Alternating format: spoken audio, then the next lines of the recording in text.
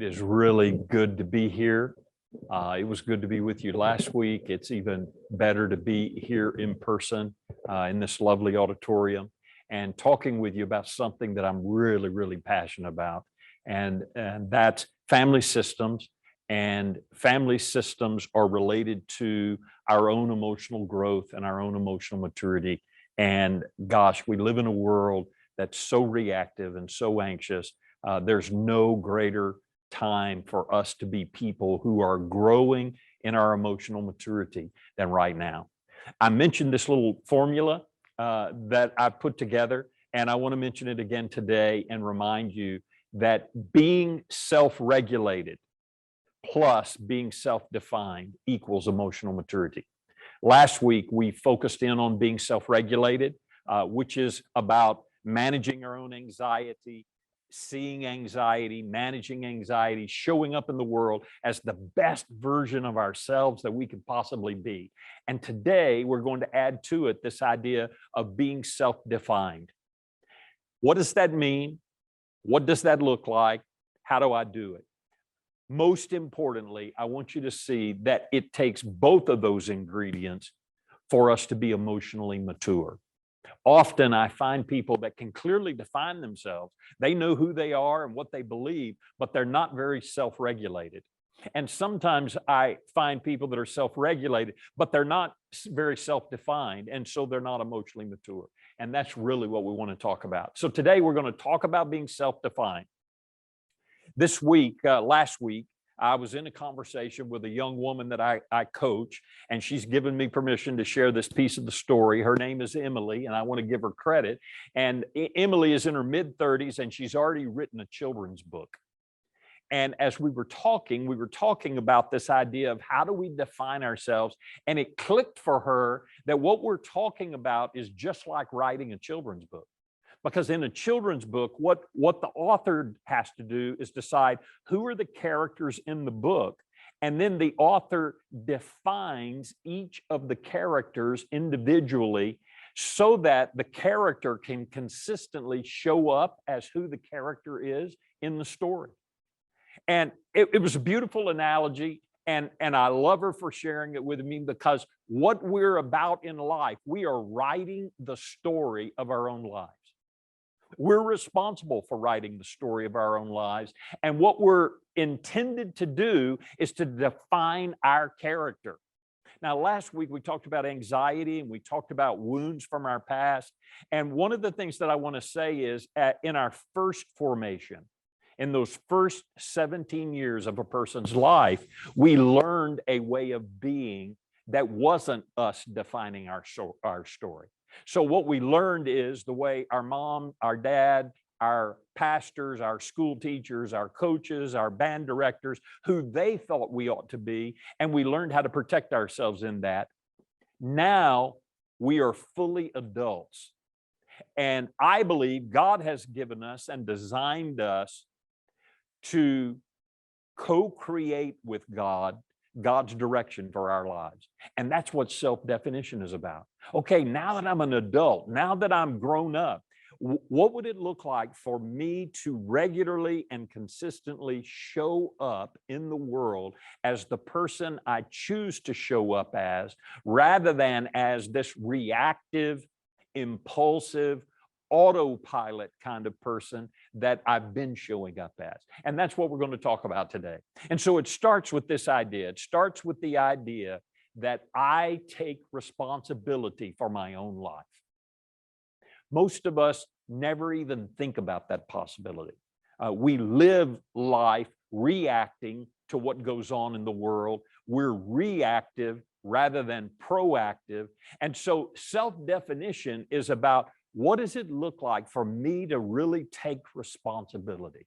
And that's what we're going to talk about.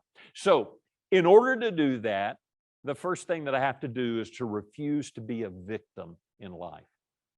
Refuse to be a victim. Now, probably you think, well, I'm not a victim. I'm not a victim to anything. And yet, often we live as if we are.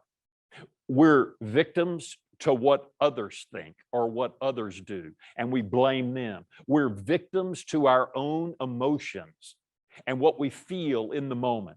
In my own life, one of the things that I got really clear about is that most of the choices I made in life were about what I felt like doing in the moment, rather than what I really believed and what I really thought and what I really felt was best. And for me, it was a startling realization. And I determined, you know what? I'm not going to be a victim to how I feel. Now, that's still a challenge. I wished I'd overcome it. I wished I never gave in to my feelings and what I felt in the moment or what I wanted to do. But I'm working on that, and I'm taking responsibility for my own life. We're victims also to the wounds of our past. So all of us, it doesn't matter whether we grew up in a perfect home or a really imperfect home, all of us in our first formations were wounded. And we learned ways of protecting ourselves. And I can be a victim to that woundedness. I could blame my father, or I blame my mother, or blame my coaches, or blame my friends. I can be a victim to the woundedness, or I can take responsibility for my own wounds, and I can take responsibility for getting healing for those wounds. That's what it means to take responsibility for myself. If you were a part of the group last week, you remember I used an analogy about a little shard of glass in the shoulder of a person, and that often we know exactly what to do when we've been wounded physically, but we don't know, and we do very little about the wounds we have emotionally and mentally. And so learning not to be a victim to the wounds of my past, learning to take responsibility and getting the help I need, whether that's counseling or coaching or reading and training, to get that shard of glass out of my shoulder, so that when people bump into me, I'm not reactive, but I'm living the life that I want to live. And then the fourth idea here, don't be a victim. Don't be a victim to your own reactivity and your own autopilot way of being. So all of us kind of have an autopilot way of being. When things don't go our way, when we don't get what we want, when something triggers us and we get highly anxious, we behave in some really typical ways. I don't have to be a victim to that, though. You see, I can change my behavior. I can change the autopilot. The autopilot, for the most part, it's not even in my awareness. But I can take responsibility to say, I want it to come into my awareness. What do I need to do to become aware, more aware of my own reactivity and my own autopilot way of being in the world? So the first thought here, as we learn to define ourselves, as we learn to take responsibility for our own lives, is refuse to be a victim in the world. Refuse to feel helpless. Refuse to be hopeless. Refuse to think, well, I don't have any agency for my own life. I believe you do. And I believe that God wants you to use that agency in partnership with God in designing the life that you believe, that you choose for your own self. So here it says maturity is when you stop trying to change other people and instead focus on changing yourself. One of the things I say repeatedly is that the only person you can change is you. You can't change your wife. You can't change your children. You can't change your parents. You can't change the way your friends behave. And that much of life, so just think about it, much of life is us reacting to what other people do and wanting them to be different than they are. What if I gave up my expectations that people would be different than they are? And what if I said the only person I can change is me, but I can change me? That's where maturity comes. So as you take responsibility for your life and as you define yourself, it's about focusing on who you want to be in life. So what are those characteristics? What are those traits that you want to be known for? One of the things that I like to ask people, and I know it may make people a little uncomfortable, but I like to ask people when the preacher or one of your friends or one of your family members stands up one day to give your eulogy, What do you hope they say about you? What do you want them to say when they're talking about you and your life and the way you lived your life? Well, if you think about that in advance, and if you focus, if you say, well, what I want them to say is, wow, this or this or this, these three things about that person, what you need to do is focus on those things now. So if you want somebody to say those things then, they need to be intentionally a part of your life now. So focus on who you want to be in the world. And in life. And so another way to say this is define yourself rather than allowing other people to define you. So recognize, as an independent, free adult, we don't have to be defined by what other people say about us. We get to take charge and we get to define ourselves. Another thing that I found to be really helpful is this little phrase. And so in life, I am working to, so this is one of the ways I want to be. I want to stop defending myself when I get anxious and I feel like I'm being attacked, and I want to start defining myself. Well, what does it mean to define yourself? To define yourself means to say, this is what I think, this is what I believe, this is what I'm willing to do, this is what I'm not willing to do, this is what I'm about, and I'm not going to be about that. That's self-definition. You heard in the introduction, I'm a pastor. I've been a pastor for, I think it's 43 years now. And so I am also a follower of the way of Jesus. Jesus is one of the models for me of how I want to live my life. In fact, he's the ultimate model. And when I look at the life of Jesus, here's what I find. Jesus never was a victim that he didn't allow himself to be the victim in. He always took responsibility for his life, and he always defined himself. Everywhere Jesus went, he would go and have dinner with a group of people that he knew were trying to trick him into doing or saying something wrong, or he would go have dinner with people that he knew were out to get him. And when he had dinner with them, or when he met with them, or when they had conversations together, Jesus consistently defined himself. This is who I am. This is what I'm about. This is what I'm going to do. This is what I'm not going to do. And so if Jesus is your model or one of the models in your life, Jesus is a great example for thinking about, how do I take responsibility for my own life, and how do I clearly define myself so that even when I'm anxious in life, and even when I'm wanting to react out of my emotion, I can define myself rather than defending myself. So there are two things that define us, two big, broad categories of things that define us. And the first of those things is guiding principles for our life. And here's what I want to say to you. I want to say a couple of things here. One is, all of us have guiding principles, but most of us never really think about them.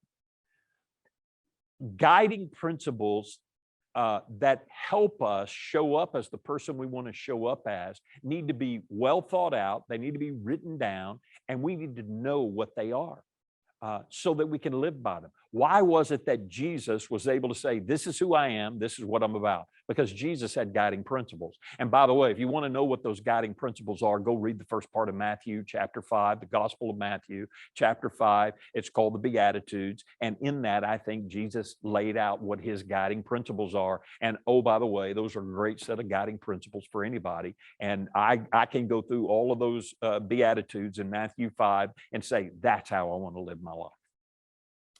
So guiding principles are about, this is who I am. This is who I choose to be. I love this little picture because it has all sorts of options here.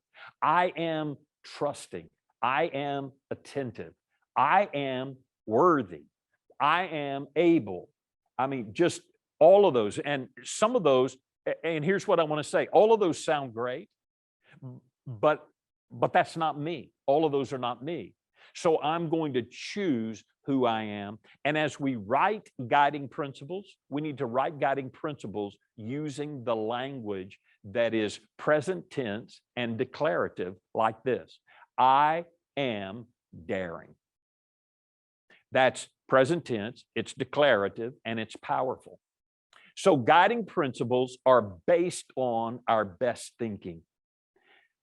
Here's what happens. If you remember our conversation last week about anxiety, when we get anxious, we quit listening and we quit thinking. The best and bluntest way to say it is when we get anxious, we get stupid. And when we get anxious, we don't access our thinking so that we can't find our guiding principles. So when we're calm, we have to think about, how do I want to show up in life? They're thinking, they're also internal. They come from within us. They don't come from outside of us. They don't come from other people telling us what our guiding principles should be. They should be declarations. They should be clear. And one of the things I often say to people is, your guiding principles are not clear until they're written down or typed out on your computer or your tablet or your phone or your pad. And then you want your guiding principles to be compelling. What do I mean by that? I mean, you need to use language that stops you from being reactive in life and enables you to be proactive in life, to show up different than you want to show up. Again, and I hate to keep referring to our time last week, but if you were here last week, I talked about my anxieties on game day. And I have a guiding principle that's just for me going to football games with my family. And my guiding principle is, on game days, I am unselfish. That is really compelling, because what I want to be on game day is selfish. And where my anxiety shows up is when I'm not getting what I want on game day. And so compelling means you find the language that stops you and moves you in a new direction. And if you have those kinds of guiding principles, they're going to help you live the life that you want to live. I want to come back to the word internal. Internal means that I think deeply about my guiding principles, and they come from what I think and what I believe and who I am. Often in life, I use this phrase: we have hand-me-down guiding principles. And our hand-me-downs are hand-me-downs from our parents, or they're hand-me-downs from the church leaders if we grew up going to church, or other influential leaders in our church. We get guiding principles from other people. And sometimes we wonder, well, why is it I've got this guiding principle, I think, and I can't live into it consistently? Well, often the reason we can't live into our guiding principles consistently is because they're really not ours. There's somebody else's guiding principle that got handed down. And so internal means I think about it and I develop them on my own.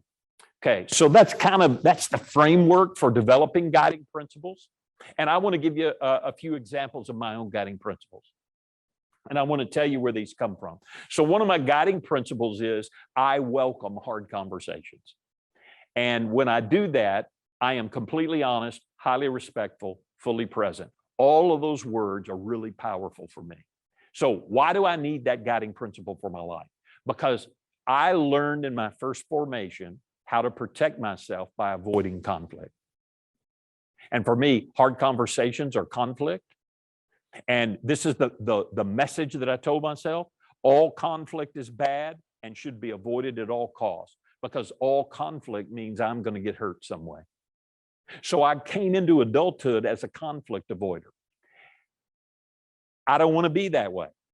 I believe hard conversations are important. And the word welcome, come on in. The word welcome helps me with that. So I welcome hard conversations. And here's how that works. So when I get anxious about having a hard conversation, I remind myself that I have a guiding principle. Well, what is that? Well, I welcome hard conversations. Well, are you welcoming this hard conversation? No, I'm running scared from this hard conversation. But this is how I choose to be. What I want to be a person that welcomes hard conversation. And so I live into my guiding principle. Another way to say it is, I choose my guiding principle rather than choosing my anxiety in that moment.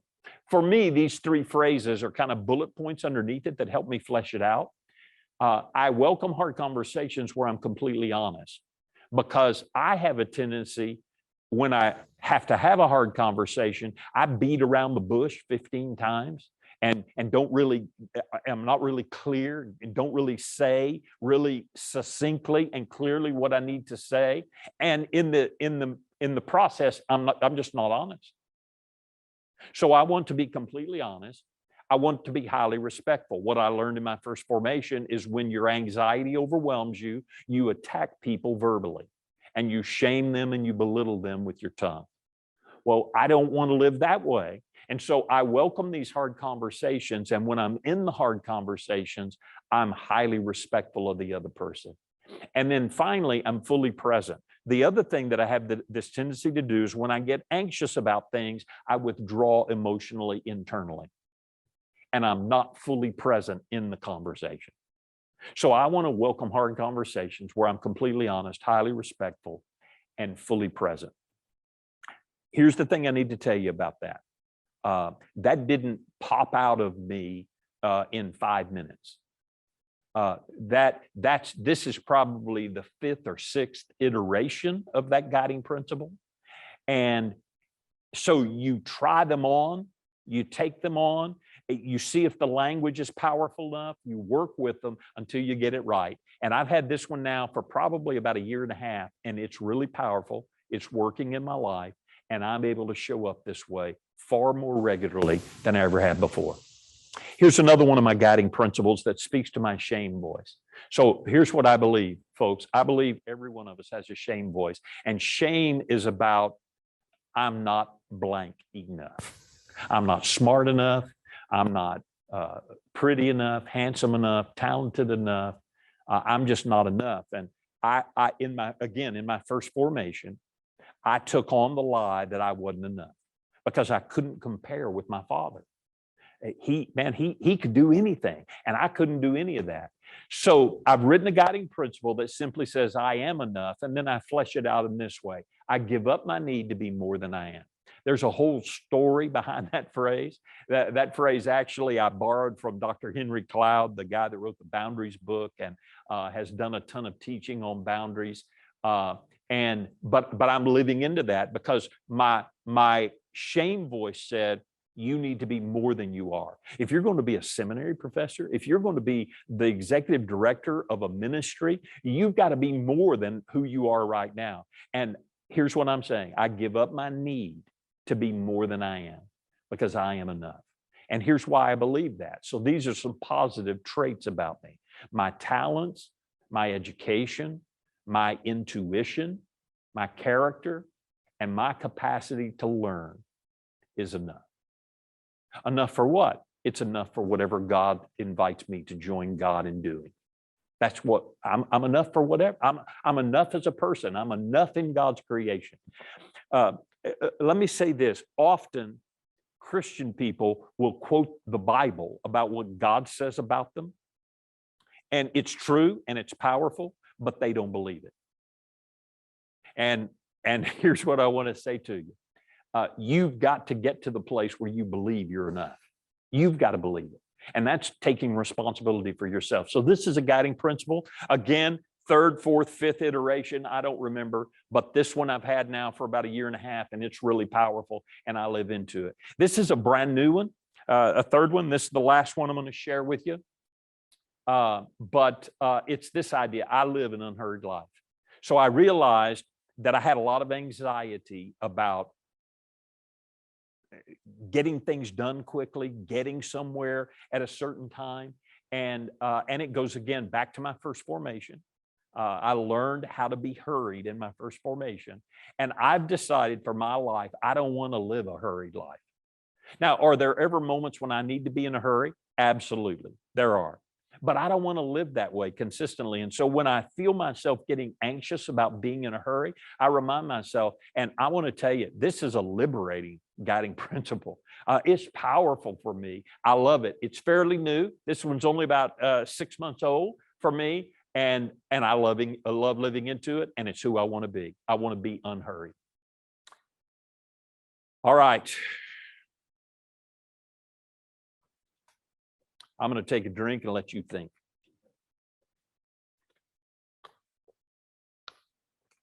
I know I'm covering a lot of material in a short amount of time, and it really takes a ton of processing to really get this. But the second piece that defines us is our own self boundaries. Probably for 25 years of my adult life, I had no clue what boundaries were. I'd heard the phrase, I knew there were books written about it, and I couldn't get my head around it. I just didn't understand. Okay, I understand a property line and a boundary. When you buy a house, they come out and they survey and they tell you exactly where the boundaries are. But I didn't know what that meant in real life. And I mean, I could teach for 3 hours on this subject and never completely cover it. I just want to highlight a few big ideas. So as you take responsibility for your own life and as you define yourself, you define what's mine and what's not mine. What am I responsible for and what am I not responsible for? And it starts with this. No is the one-word boundary. That's liberating. I wished I had known that 30 years ago. No is a complete sentence. I don't have to explain why I say no, because it's my no to give. And in life, what I need to do is to develop the capacity to say no, and I need to develop the capacity to be told no. Both go together. You see, it's not okay for me to say, oh, I get to tell you no, and you don't get to tell me no in return. So no is a one-word boundary. It's a complete sentence. I need to learn to say no, and I need to be learn to be told no. I could talk for 45 minutes just about that, but I'm not going to today. We'll talk about it later. So boundaries are about what is mine and therefore my responsibility, and what is not mine and not my responsibility. That phrase has been liberating for me. And here's what I mean. I am responsible to other people to love them as well as I can love them. As a follower of Jesus in particular, I'm responsible to other people to love them, but I'm not responsible for other adults. I'm not responsible for their behavior. I'm not responsible for how they feel. I'm not responsible for their attitudes. And again, from my first formation, I learned in my first formation, I'm responsible to keep my dad happy. I'm responsible to make sure he doesn't get anxious, because when he gets anxious, he takes it out on me. And so I learned in my first formation to not have boundaries, to take responsibility. So then I became a pastor.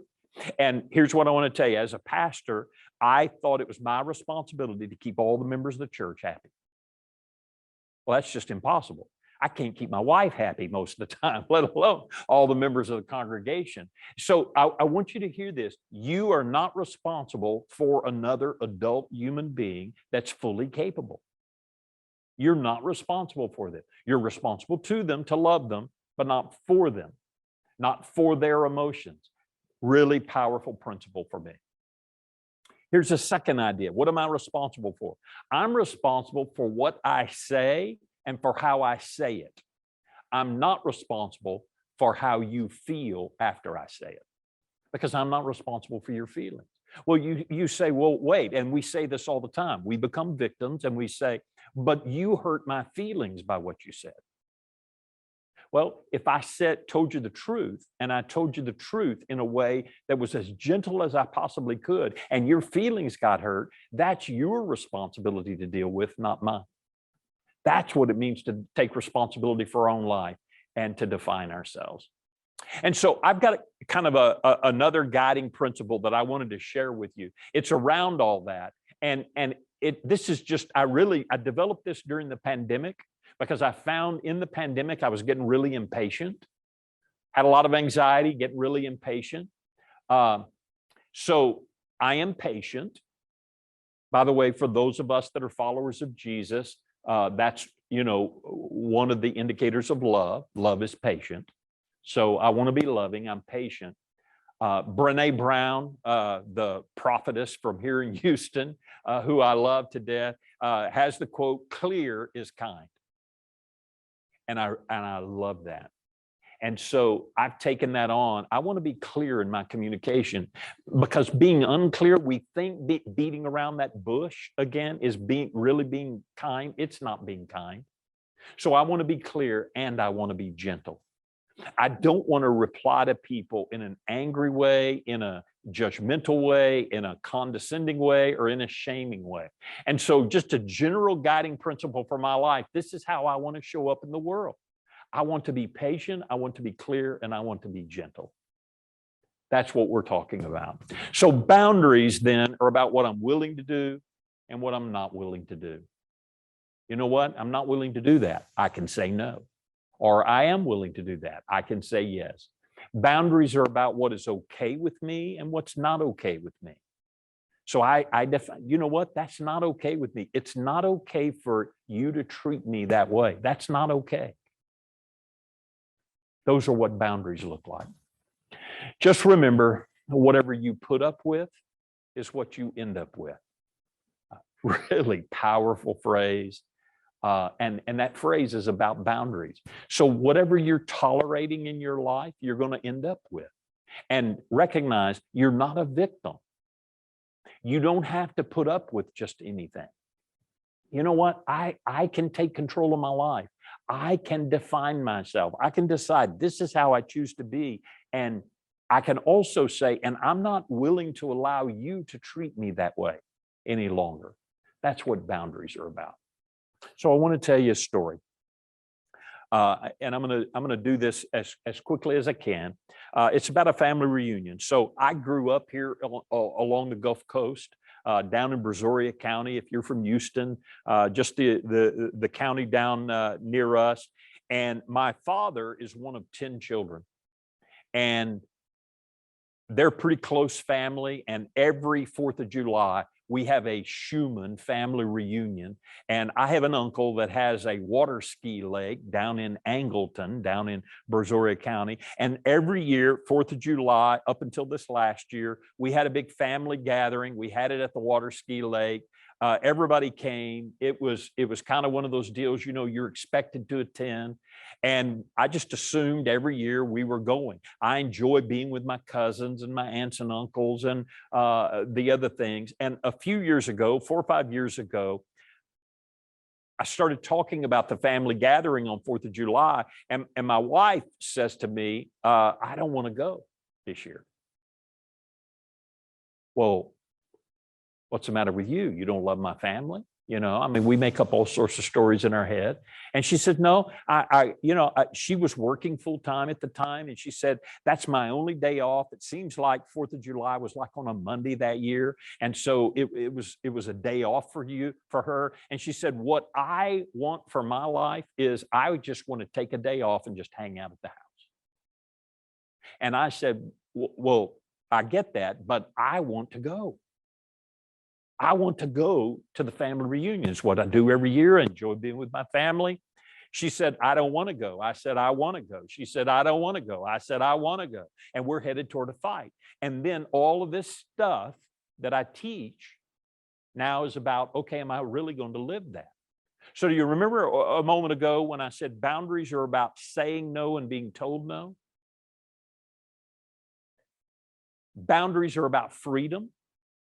They're about what I'm willing to do, what I'm not willing to do. And so as I coached myself in that moment, here's what I said to my wife. And I'm surprised this came out of my mouth. It must have been somebody else saying it. It wasn't me, but it came out of my mouth. And I said, well, why don't you stay home and I'll go? Which, by the way, is maturity and self-definition on both of our parts. And her jaw dropped and she said, you mean you'd let me do that? As if I'm in charge of her life, you see? And I said, yes. Now, hear me, group. I didn't really mean it, but I wanted to mean it. And so I said to her, sure, you can stay home and I'm going to go. And she said, okay, I think I'm going to stay home then. And I said, okay, I'm going to go. And I went in the other room and I started getting ready to go. And I came back into the den and she's sitting in her chair and I looked at her and I saw this expression on her face and I knew we were in trouble. And I went over and so I made some meaning. But here's the meaning that I made, and I was actually accurate at this point. I said, hon, if you stay home and feel guilty for staying home, you're going to be miserable. So if you're going to be miserable, you might as well get in the car and drive down to Angleton with me and be miserable with me, and at least we could be together. And she said, okay, you're right. She said, I'm not going to feel guilty, and I'm going to stay home. And she decided to stay home. So I get in the car and I live up in Tomball, and I'm heading by myself down to Galveston. And all the way down to Galveston, here's a story going through my head. Well, she doesn't love me enough to give up what she wants to go with me. I wonder what that's about. Or she doesn't love my family enough to, or this one. What's everybody going to say when I show up without my wife? You see, none of that's my responsibility. She gets to choose to stay home and take a personal day, and I get to choose to go. And so I get down with my family, and one of the first things one of my relatives asked is, where's Becky? Why isn't Becky here? And I said, well, Becky decided to take a day for herself. So recognize she defined herself. She created some boundaries and said no. And she showed up as the person she wanted to show up as, even though she was tempted to give in and do what I wanted her to do. And I was able to show up as the person I wanted to show up as and leave all of those stories in my head that I was making aside and say, I'm going to go and I'm going to have a good time. And when I get home this evening, she and I are going to get to hang out and we're going to have a great time. And when the person asked, where's Becky and what are they up to? I just told the truth. She decided to take a day for herself. And you know what the relative said? Well, gosh, I kind of wished I'd have done that because I think I would have had a great time. I'm telling you all that to try to illustrate for you what boundaries look like, what it looks like to live by your own guiding principles, what it looks like to take responsibility for your own life, because that's the roadmap to emotional maturity. We need more emotional maturity today. We live in a world where people are behaving at less and less mature levels. We're reacting out of anxiety. We're not showing up as our best self. And so a way to think about it is to ask yourself the question, who is my best self? And what does it look like to consistently and regularly show up as the best version of me every day? That's what self-definition is about. I think that's it. So I'm Ken Shuman. I lead a ministry called Faith Walking, and here's some contact information if you'd like to check us out. In Faith Walking, we have a process where we teach this in a much slower manner and enable people to go through that in a process.